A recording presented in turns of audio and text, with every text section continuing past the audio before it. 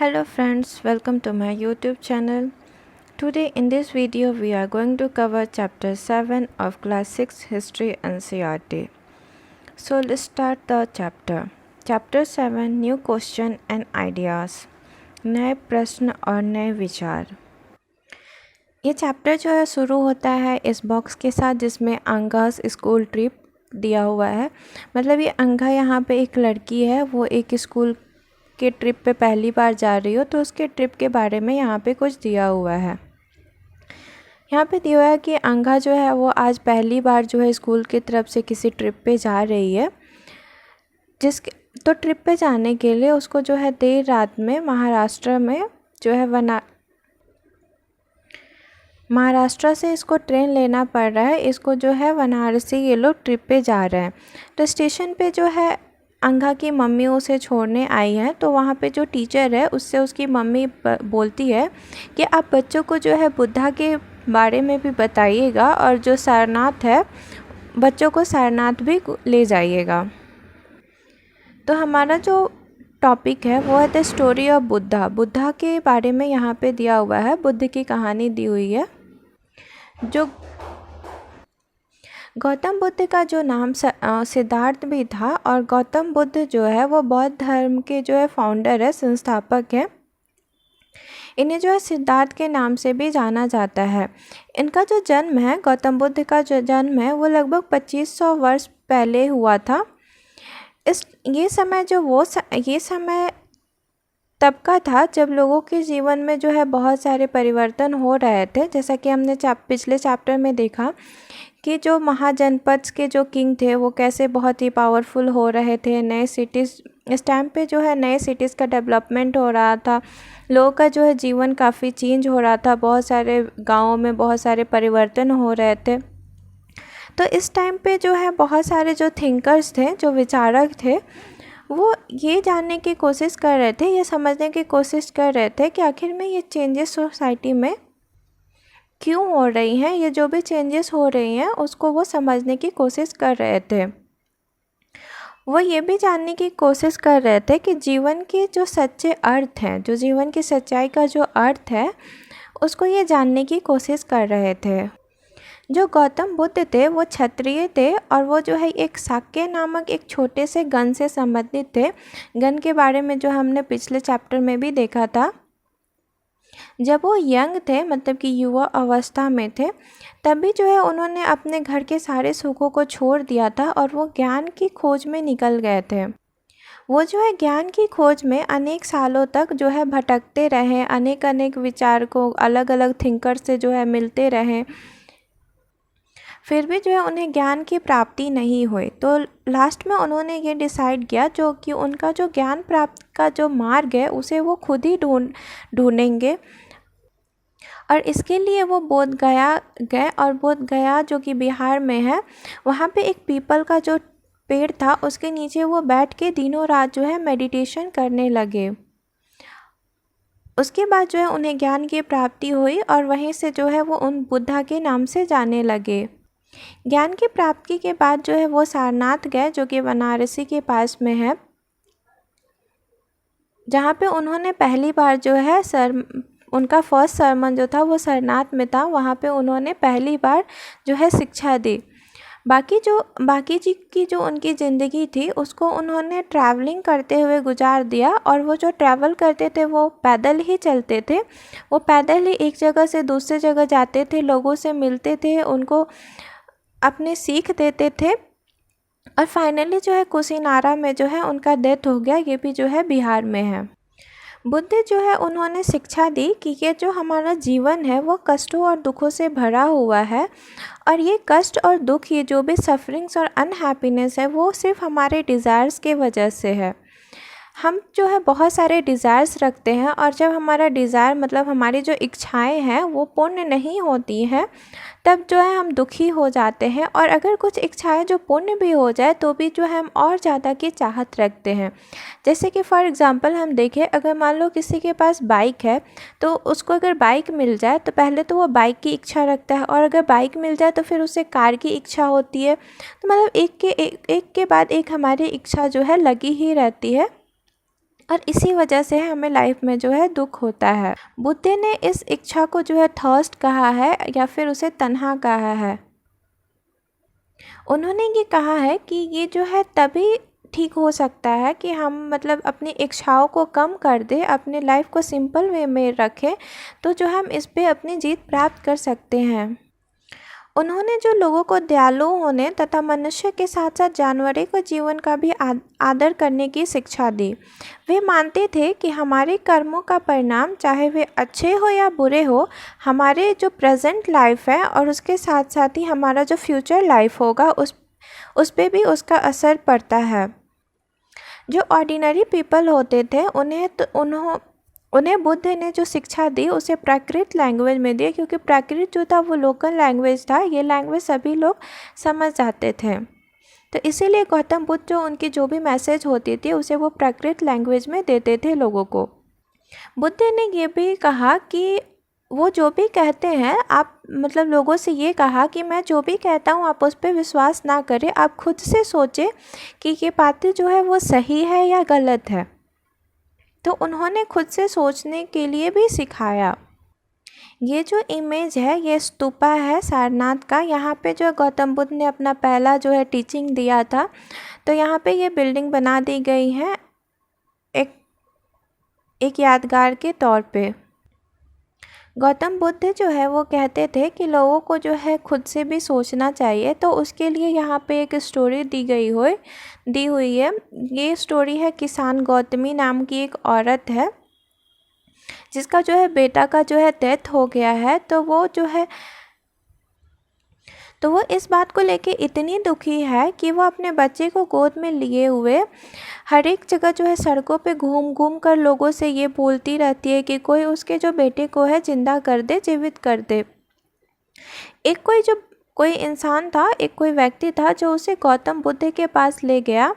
तो बुद्ध ने उसे कहा कि देखो, तुम एक ऐसे घर से मुझे एक मुट्ठी सरसों ला दो जिस घर में कोई भी ना मरा हो। अगर तुम ऐसा कर देती हो तो मैं तुम्हारे बेटे को जो है जिंदा कर दूंगी। इस बात से जो है किसान गौतमी बहुत खुश हो जाती है और वो जो है गांव के हर एक घर में जाती है सरसों मांगने के लिए, मस्टर्ड मांगने के लिए। पर उसे गांव में कोई भी ऐसा घर नहीं मिलता है जहाँ पे कोई भी ना मरा हो। हर घर में किसी के फादर मर चुके हैं, किसी की मदर, किसी की बहन, किसी के भाई, किसी का पति, तो किसी की वाइफ, बच्चे, अंकल, आंटी, दादा, दादी, कोई ना कोई मरा हुआ है। तो इस बात से जो है किसान गौतमी जो है वो समझ जाती है कि कोई भी इस दुनिया में हमेशा के लिए नहीं रह सकता है, और फिर जो है वो थोड़ी शांत हो जाती है। अब जो हमारा नेक्स्ट टॉपिक है वो उपनिषद के बारे में दिया हुआ है। जिस समय जो बुद्ध जो थे, गौतम बुद्ध उपदेश दे रहे थे, उसी समय या उससे थोड़ा पहले के समय पे जो अदर थिंकर्स थे वो जो है अन्य कई सारे जो प्रश्न थे, उनके कुछ डिफ़िकल्ट क्वेश्चन थे, उसका वो आंसर जो है उत्तर ढूंढने का कोशिश कर रहे थे। उनमें से कुछ जो है वो मृत्यु के बाद जो जीवन है उसके बारे में जानना चाहते थे, जबकि कुछ थिंकर्स ऐसे थे जो यज्ञ अनुष्ठान होते थे उनकी क्या उपयोगिता है इसके बारे में जानने के लिए उत्सुक थे। इसमें से जो अधिकांशतर जो थिंकर थे, ज़्यादातर जो थिंकर थे, उनका ये मानना था कि इस वर्ल्ड में, संसार में कुछ तो ऐसा है जो कि अस्थायी है और जो मृत्यु के बाद भी बचा रहता है। इससे उनका जो इशारा था, जो मानना था, वो आत्मा से था, साउल से था, और वो आत्मा को जो है ब्राह्मण से रिलेट करते हैं और उसको वो या फिर यूनिवर्सल साउल भी बोलते हैं। वो ये मानते हैं कि मतलब जो आत्मा है और जो ब्राह्मण है वो दोनों जो है एक ही है। ये जो थिंकर्स के ये जो आइडियाज़ थे इनको उपनिषद्स में रिकॉर्ड किए गए हैं।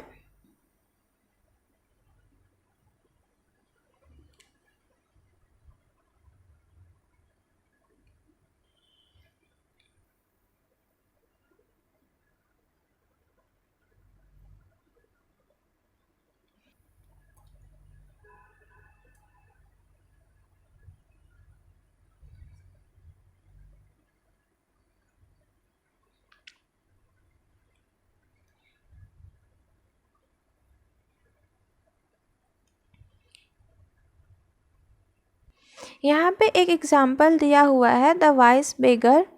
तो हम इस स्टोरी को देखते हैं। यहाँ पे एक डायलॉग दिया गया है जो कि छांदोग्य उपनिषद नामक प्रसिद्ध उपनिषद की एक कहानी पर आधारित है। यहाँ पे दो साधु हैं जिनका नाम शौनक्य एंड अभिप्रात्रीन है, और ये लोग जो है वो यूनिवर्सल सोल की जो है पूजा करते थे, उस पर विश्वास करते थे। एक बार जैसे ही वो लोग भोजन करने के लिए, खाना खाने के लिए बैठे, तभी एक भिखारी आया और वो उनसे जो है खाना मांगने लगा। तो शौनक ने कहा कि हम तुम्हें कुछ नहीं दे सकते। तो भिखारी ने पूछा कि सर आप किसकी उपासना करते हैं, मतलब आप किसकी पूजा करते हैं।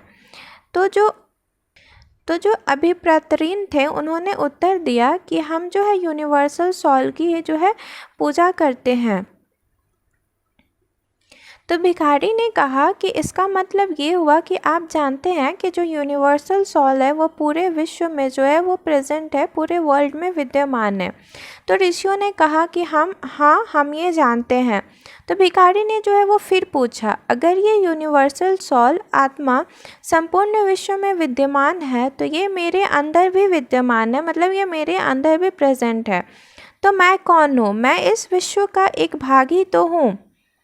तो इस पे जो है ऋषियों ने कहा कि तुम सत्य बोलते हो युवा ब्राह्मण, इसीलिए हे ऋषियों। तो फिर जो भिखारी है वो बोलता है कि तो इसीलिए हे ऋषियों मुझे भोजन ना देकर आप जो है वो यूनिवर्सल सोल को जो है भोजन देने से मना कर रहा है।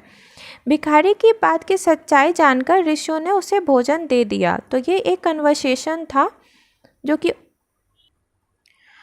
ज़्यादातर जो उपनिषद थे, इसके जो थिंकर्स थे, इनके जो चर्चा में जो भाग लेते थे वो ज़्यादातर जो है वो मेल होते थे, और ज़्यादातर जो ब्राह्मण्स या राजा होते थे। जो स्त्रियां होती थी उनकी जो है उल्लेख बहुत कम मिले हैं। जैसे कि कभी कभी जो गार्गी नामक एक स्त्री है उसके कुछ विचार के उल्लेख मिलते हैं।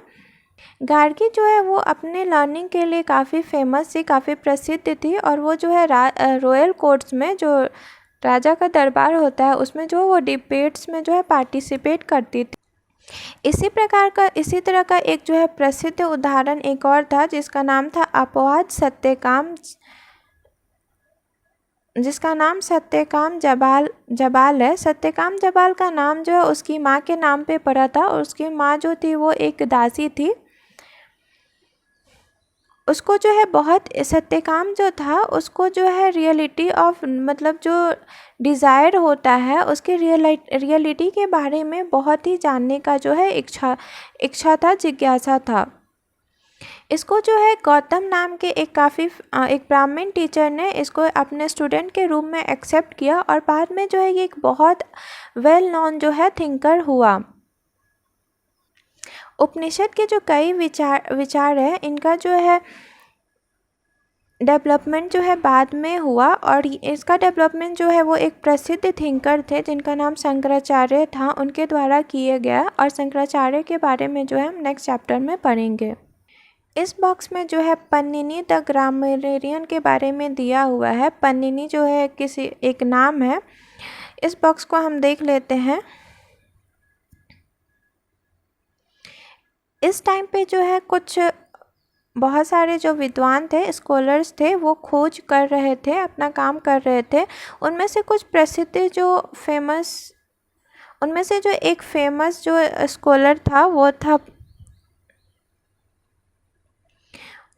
उनका नाम पन्निनी था, और उन्होंने जो है संस्कृत भाषा के व्याकरण की रचना की। उन्होंने स्वरों तथा व्यंजनों को एक विशेष क्रम में रखकर उनके आधार पर सूत्रों की रचना की। ये सूत्र बीजगणित के सूत्रों में काफ़ी मिलते जुलते हैं। इनका प्रयोग कर उन्होंने संस्कृत भाषा के प्रयोग में नियम लघु सूत्रों लगभग 3000 के रूप में लिखे हैं। तो अब जो हमारा नेक्स्ट टॉपिक है वो जैनिज़्म के बारे में है। तो यहाँ पे हमारा बुद्धिज़्म कंप्लीट होता है। तो फ्रेंड्स, हम जो जैनिज़्म है वो अपने नेक्स्ट पार्ट में करेंगे। तो यहाँ पे हम अपने इस लेक्चर को ख़त्म करते हैं। Till then thank you, take care, and I hope आपको समझ में आया। अगर समझ में आया तो please like and subscribe the channel. Thank you.